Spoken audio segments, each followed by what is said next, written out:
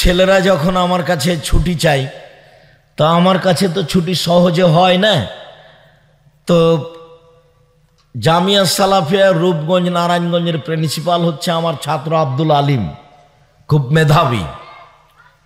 আর রূপগঞ্জ রাজশাহীর প্রিন্সিপাল হলেন আমার শিক্ষক মোস্তফা মাদানি, এও মাদানি ওও মাদানি। তো উনি খুব নরম হালকা পাতলা মানুষ। 1978 সালে যে অবস্থায় দেখেছি এখনো সে অবস্থায় দেখি, তবে দাড়ি চুল পেকে গেছে, বাকি শরীরের গতিবিধি উঠানামা একই রকম আছে। তো ছাত্ররা সহজেই ছুটি পায়। আমি বলি যে দেখো তোমার ছুটি কি আসলে ওস্তাদ দিয়েছে, আমার কাছে একবার ছুটি নিতে আসিও, তোমার মায়ের মাটি হবে ক্লাস করার পরে, ক্লাস বাদে রেখে নাই, ক্লাস তো ফরজ, আর তোমার মায়ের মাটি তো ফার্জে কেফায় এক স্তর নিচে আছে, আমি কেমনে ছুটি দিই? এটা তো শিক্ষা ব্যবস্থা, শিক্ষার ব্যবস্থা। মানুষকে শিক্ষিত করে গড়ে তুলতে হবে ধর্মের উপরে। দুনিয়াবি জ্ঞান, দুনিয়াবি প্রয়োজনীয় জ্ঞান, কোরআন হাদিসের জ্ঞান, ইহকালের জ্ঞান, পরকালের জ্ঞান, দুটো এক হতে পারে না। দুনিয়াবি শুধু দুনিয়াবি জ্ঞান। লোকটা বলেছে যে আমার ছেলেটার মেধা ভালো, ওকে আমি বড় ডাক্তার করব, করেছে। 4, 5, 6, 7, 8 পর্যন্ত 3টে করে প্রাইভেট দিয়েছে, 9, 10-এ 5টা দিয়েছে প্রাইভেট। ইন্টার পাস করার পরে যখন বিশ্ববিদ্যালয়ে ভর্তি করবে তখন সাবজেক্ট প্রতি একটা প্রাইভেট দিয়েছে। তারপর বিশ্ববিদ্যালয়ে ভর্তি হয়েছে, বড় ডাক্তার হয়েছে, বিদেশ লন্ডন আমেরিকা থেকে পড়ে এসেছে, পিজি হাসপাতালে চাকরি হয়েছে, মাসে 3 লক্ষ টাকা বেতন হয়েছে। এবার যখন প্রেসক্রিপশন লিখছে তখন ওই কোম্পানির লিখছে, সেই কোম্পানি যে কোম্পানি তাকে টাকা দিয়েছে। বুঝা গেল না? কোন কোম্পানির ওষুধ লিখছে? যে তাকে টাকা দিয়েছে। ওষুধ যেখানে পাই সুবিধা পাই এখানে। তো আর এমনি যেদিন বলেছি সেদিন বলেছি এই যে ডাক্তার বড়, দাড়ি চাঁচা আছে, হাতে সিগারেট আছে, গলায় টাই আছে, প্যান্টটা টাকনুর নিচে আছে, জুতা পরে আছে। তারপর এইভাবে গাড়ি থেকে নামলো, ত্রিমোহনীর ছেলে, মেধাবী ছেলে, মাচাচিরা সবাই ভালোবাসে, ছেলে কত সুন্দর, টকটকে ঝকঝকে, দেখতেও ভালো, মেধাও ভালো। নামলো গাড়ি থেকে এইভাবে। তারপর একটু পরে দেখলাম যে বৌমা গাড়ি থেকে নামলো, হালকা হালকা গায়ে কাপড় আছে। একটু পরে নাতনি নামলো, দেখি তেমন গায়ে কাপড় নেই, দেখি গাড়ির পিছন দিকে কুকুর আছে। এইবার আপনি বলেন 3টে প্রাইভেট ছিল এক সময় ছিল 5টা, এক সময়ে ছিল সাবজেক্ট প্রতি। আর সব সময় বাপে বলছে ছেলে আমার খুব মেধাবী, ছেলে আমার খুব মেধাবী, ভালো রেজাল্ট করেছে। তো ফলাফল হলো এইটে। তো আসলেই কি ও পড়েছে? এই বিষয়ে আব্দুল্লাহর বক্তব্য শুনতে হবে যে ও বাঙালি, ওর পাসপোর্টই তো হয় না, ওর পাসপোর্টই নাই, বাইরে যেতেই পারে না, যায় তো মিথ্যার উপরে যায়। তারপরে বিদেশ থেকে পড়ে এসে পদ্মা সেতুর নিচের ওয়ে করে,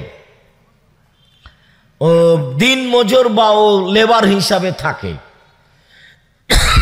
যারা কাজ করছে তারা অন্য দিক থেকে এসেছে। তো সেইটা আবার আব্দুর রাজ্জাক বিন ইউসুফ কি বলেছেন? ওটা বলেছেন যে পরিকল্পনা করে ইহুদি, টাকা দেয় খ্রিস্টান, আর মাঠ কর্মী মুসলমান। আপনার ছেলের ফলাফল তাই। তো আমি মাঝে মধ্যেই রাজশাহীর মাসা থেকে মসজিদের দিকে যাই, তো একটা গায়ের গাড়িতে লেখা আছে দাওয়ায়েল আল্লাহ। 4-5 দিন দেখার পরে বলছে আব্বু, গাড়ির গায়ে লেখা আছে, মহা গাড়ির গায়ে, গাড়িটা গাছের নিচে থামানো থাকছে দেখছি আমি, তো দাওয়ায়েল আল্লাহ কি? বলছে আব্বু আপনাকে তো 30 বছর যাবৎ বক্তব্য দিতে দেখলাম, আমিও পৃথিবীর বিভিন্ন দেশ ঘুরলাম, ঘুরে ঘুরে দেখছি যে আমরা হলাম ইহুদি খ্রিস্টানদের গোলাম। তো এই দাসত্ব থেকে বের হওয়া যাবে কিভাবে?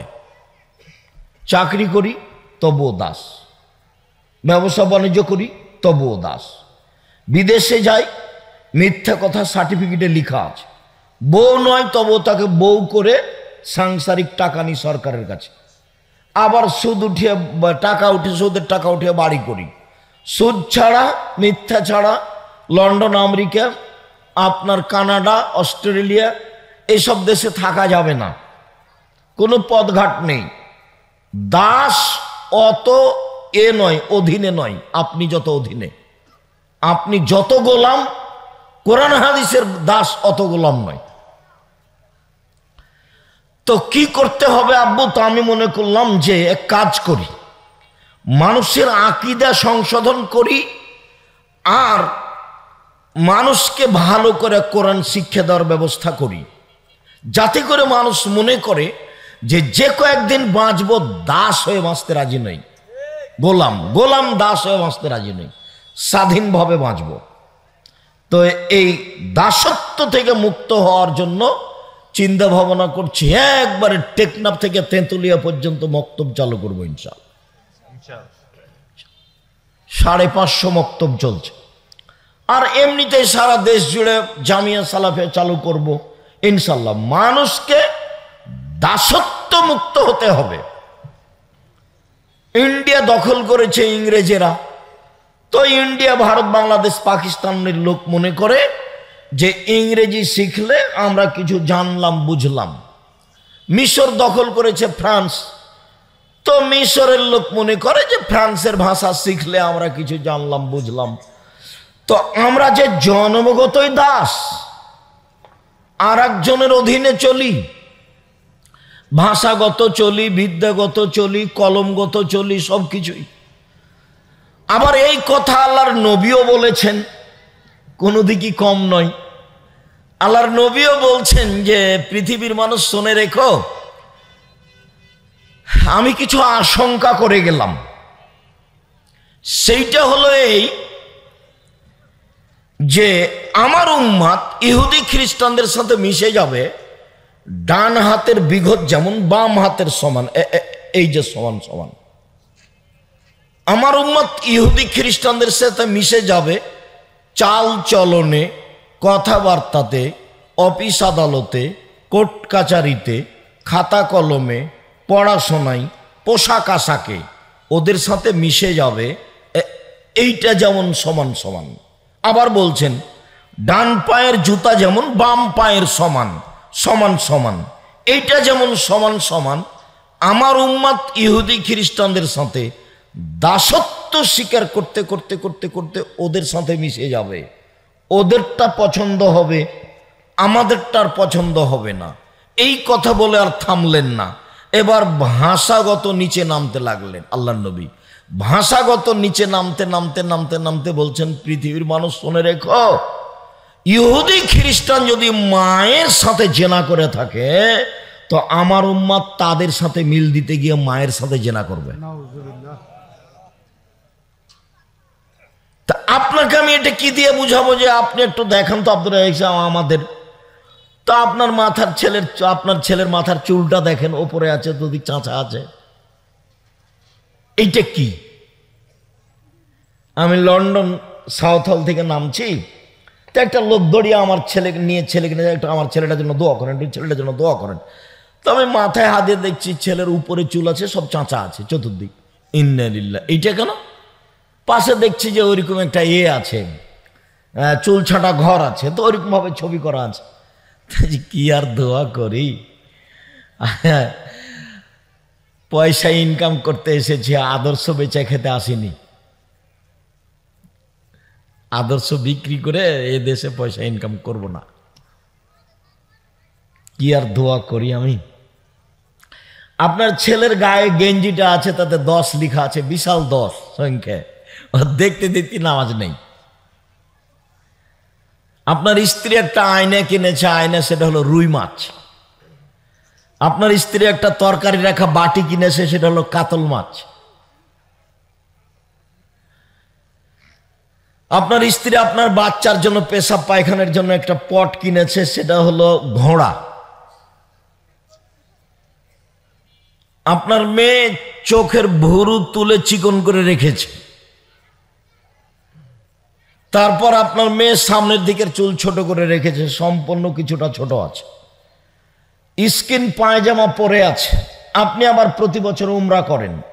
আমি বুঝাতে পারিনি, আমি বলছি, খেয়াল করেছেন কিনা, আমার উম্মাত মিশে যাবে তাদের সাথে, ডান হাতের বিঘত যেমন বাম হাতের সমান, সমান সমান মিশে যাবে। ডান পায়ের জুতা যেমন বাম পায়ের সমান, সমান সমান মিশে যাবে। কিসে মিশে যাবে? খাওয়া প্লেটটা আছে, চিংড়ি মাছ প্লেটটা, খাওয়ার ব্যবস্থাটা আছে ওদের মতোই, 4 টেবিল, খাওয়ার ব্যবস্থাটা আছে চামচ দিয়ে, তারপর পোশাক পাতি আছে তাদের মতোই, তারপর টিভিটা চলছে ওদেরই, কার্টুন চলছে ওদেরই, আপনার রূপ চেহারা চলছে, সব কিছু কৃষ্টি কালচার, চলা ফিরা খাওয়া সব কিছু ইহুদি খ্রিস্টানদের। আল্লাহ নবী বলছেন এটা আমার আশঙ্কা, আমার উম্মাত তাদের সাথে মিশে যাবে। মিশতে মিশতে মিশতে ওরা যদি মায়ের সাথে জেনা করে তো আমার উম্মতও করবে। আপনার বাড়ির সাজগোজ, টেবিল, খাওয়া দাওয়ার বৈঠক, খাওয়া দাওয়ার গতিবিধি সব ইহুদি খ্রিস্টানদের সাথে মিশে আছে। খাতা কলমটা, শিক্ষকের শিক্ষকতা করাটা, ছাত্রদের শিক্ষককে সালাম জানানোটা, বই পুস্তক সব তাদের সাথে মিশে আছে। দেখেন তো মাথার চুল আমার, দেখেন তো কোথায় ছোট আর কোথায় বড়। আমি ছাত্র জীবনেই বলতাম যে যারা চুল ছাঁটা শিখবে না তারা তোমার আমার মাথা ছেটে শিখো। আমার মাথার চুল এদিক কম থেকে আর এদিক বেশি, তাকে আসে যায় না, যা হবে হবে। তোমরা আমার মাথার চুল ছেটে চুল ছাঁটা শিখো। এখনো লাগে না, পোশাক পাতি দিয়ে মানুষের সামনে আসতে চায়নি, কোনো ব্যতিক্রম কাল্পনিক পদ্ধতিতে মানুষের সামনে আসতে চায়নি। 12 মাস পুরো জীবন এভাবে আছে। আর মাদার টেক নাসিরা বাজতে তো প্রায় 20 বছর 25 বছর থেকে আছি, মানে এভাবেই আছি। এখানে তো আর নতুন আসিনি। খায়ের ফিরে যাই, তার একটা কথা বলে যাই। আল্লাহ নবী বলছেন যে সব নবীদের খাসলাত 10টা, বৈশিষ্ট্য 10টা, সব নবী এগুলো করেছেন। এটাই তাদের অভ্যাস, এটাই তাদের শিষ্টাচার। এক, মোচ কেটে ফেলতে হবে, এটা শিষ্টাচার, এটা খাসলাত, এটা স্বভাব, এটা অভ্যাস। 2, দাড়ি ছেড়ে দিতে হবে, চেঁচে ফেলাও যা, ছোট করাও তা। চেঁচে ফেললে চোখের পাওয়ার কমে যাবে, স্ত্রী মিলনের ক্ষমতা কমে যাবে। সব নবীর শিষ্টাচার এইটা। 3, পেশাব পায়খানার পরে পানি দিয়ে পবিত্রতা অর্জন করতে হবে। আগে ঢেল টিস্যু পেপার পরে পানি, এটা মিথ্যা। সব নবী একবারে আদম থেকে নিয়ে মোহাম্মদ সাল্লাল্লাহু আলাইহি সাল্লাম পর্যন্ত সব নবী পেশাব পায়খানার পরে পানি দিয়ে পবিত্রতা অর্জন করতেন। পানি না থাকলে ঢিল টিস্যু পেপার, পানি দিয়ে পবিত্রতা অর্জন করে হাত মাটিতে মেজে নিতেন। সব বুখারী মুসলিমের হাদিস। তো পানি না থাকলে ঢেল টিস্যু পেপার। আবার ঢেল টিস্যু পেপার নিয়ে 40 কদম হাঁটা, এটা নোংরামি। খক খক করে কাশা, এটা বেহায়াই। পায়ের উপরে পা উঠা, এটা নোংরামি। যদি পুরুষ মানুষকে 40 কদম হাঁটতে হয় ঢেল নিয়ে পবিত্রতার জন্য, পায়ের উপরে পা উঠাতে হয়, খক খক করে কাশতে হয়, তো মহিলা পবিত্র হবে না? ওইও ঢেল নিয়ে 40 কদম হাঁটবে, মহিলা ঢেল নিয়ে 40 কদম হাঁটবে, পায়ের উপরে পা উঠাবে, খক খক করে কাশবে। তখন বলছে যে এটা কেমন কেমন লাগবে না দেখে। তো যে মহিলা যদি এমন করে তো কেমন কেমন লাগে দেখে, তো পুরুষ যখন এমন করে তখন মহিলা দেখলে তাকে কেমন কেমন লাগে না? তো সময় উভয় তো সমান সমান। তার মানে এই স্বভাবই খারাপ, এটা হলো নোংরা। ঢেল টিস্যু পেপার নিয়ে ওখানে বসে থাকবে, না হলে ওখানে দাঁড়িয়ে থাকবে, একটা গতিতে ছেড়ে দিবে। 40 কদম কেন, 40 ঘন্টা পরে যদি ও ঢেল টিস্যু পেপার ফেলে, ফেলার সাথে সাথে মনে হবে পেশাব আসলো। এরকম মনে হবে। কেন? ওকে এখন শয়তান ধরেছে, এর নাম অসা। আল্লাহর নবী বলছেন যে বায়ু এসেছে এটা মনে হলে মসজিদ থেকে যায়ও না। কেন? শয়তান পেশাব পায়খানার রাস্তা দিয়ে বের হয়ে বলে এই যে বায়ু আসলো। তো তুমি কখন মসজিদ থেকে বের হবে নামাজ ছেড়ে দিয়ে? যখন তুমি স্পষ্ট শব্দ শুনতে পাবা, আর না হলে একবারে প্রকাশ্যে গন্ধ বুঝতে পারছো, তাছাড়া তুমি যাবা না। তুমি বলবে শয়তানকে যে শয়তান পেশাব এসে কাপড় ভিজে যাক রে, আমি যাব না, এভাবে বলতে হবে, তাহলে শয়তান ঠিক হবে। আল্লাহ নবীও বলছেন যে ও যখন বলছে 2 রাকাত 1 রাকাত, 2 রাকাত না 1 রাকাত, 2 রাকাত না 1 রাকাত, একটা করে নে বলবেন যা শয়তান আমি সলাতে আদায় করিনি রে, তুই যা, তো তুই যা। আল্লাহ নবী বলছেন এইভাবে বলতে। নইলে আপনার স্ত্রীর টয়লেট থেকে বের হতে পারবে না, ও গোসল করে বের হচ্ছে, আঁচলটা মনে হয় ওখানে ঠেকে গেছে, এটা অপবিত্র হয়ে গেছে। বের হওয়ার সময় মনে হয় পেশাবের পানি এখানে ছিল, মনে হয় পায়ে পেশাব লেগে গেছে, ও টয়লেট থেকে বেরই হতে পারবে না। শুখা কাপড় নিয়ে ভিজা কাপড় নিয়ে বের হবে, শুখা কাপড় পরে, মানে শয়তান ধরেছে। অশ্বাসার কোনো জিনিস নাই। অজু করে পেশাব পায়খানার পরে পানি দিয়ে পবিত্রতা অর্জন করে হাত মাটিতে মেজে নিয়ে অজু করে 2 হাতে একটু পানি নিয়ে লজ্জাস্থান সামনাসামনি কাপড়ের উপরে এভাবে ছিটিয়ে দিবেন, এটা আল্লাহর নবীর নীতি। বাস, পেশাব এসে কাপড় ভিজে যাক না কেন, শয়তান যেন আপনাকে পাগল বানাতে না পারে। 4, সব নবীর বৈশিষ্ট্য নখ কেটে ফেলা। নখ আমার, আপনার, আপনার মেয়ের সবার নখ বড় আছে, নখে নেইল পালিশ দেয়া আছে। কত যে ঢং করছে তার কোনো হিসাব নাই। সব ইহুদি খ্রিস্টানদের পতিতালয়ের মেয়েদের বৈশিষ্ট্য হচ্ছে নখে নেইল পালিশ দেওয়া, নখ বড় রাখ। সব নবীর বৈশিষ্ট্য নখ কেটে ফেলা। সব নবী, আদম, মোহাম্মদ সাল্লাল্লাহু আলাইহি ওয়াসাল্লাম, সবাই। প্রায় মেয়েরই নখ বড় আছে। তো তখন আমি বলি যে শোনো, এই মেয়ে শোনো, তুমি তোমার আব্বাকে চাচা বলে ডাকবা আর তোমার মাকে সৎমা বলে ডাকবা। কেন? যে তোমার বাপ যে বেঁচে আছে তো তার প্রমাণ কি? তোমার বাপ যে বেঁচে আছেন তার প্রমাণ কি? তোমার কপালে টিপ আছে, ভুরু তুলে চিকন করেছ, নখে নেইল পালিশ আছে, নখ বড় আছে, ধর্মের নামে ফ্যাশন বোরখা পরেছ, ধর্মের নামে ফ্যাশন বোরখা পরেছ, ভ্যানিটি ব্যাগ কাঁধে নিয়েছ, সকাল 10টা 11টায় বাজারে যাও, বিকাল 3টায় ফিরে আসো, মানুষের হুড়া গুত্তা লাত্তি খেয়ে আসো। তো তোমার বাপ বেঁচে আছে, কে বলেছে তোমার বাপ বেঁচে আছে গো? ভুল কথা। তুমি ওকে চাচা বলিও, আর তোমার মাকে বলবে সৎমা। কেন সৎমা বুঝো না? এই যে দেখো, 1 মিনিট এদিকে দেখো, এই ছেলে দেখো, উপস্থিত বৈঠকের দিনই বোন দেখেন, আপনি দেখেন, এই যে সৎমা, এই যে দেখাচ্ছে নিজের মেয়ে আর সৎ মেয়ে, নিজের ওইখানে দুইজনই বসেছিল, তো নিজের মেয়ে আসলো, আসেন আম্মু, আসেন আম্মু, আসেন আম্মু, দিয়ে কোলে নিল। এবার সৎ মেয়ে আসছে, এ কাছে, এখানে আলি কেন? তোকে যে বললাম ওখানে বসে থাক, ওখানে বসে থাকতে ওখানে আলি কেন?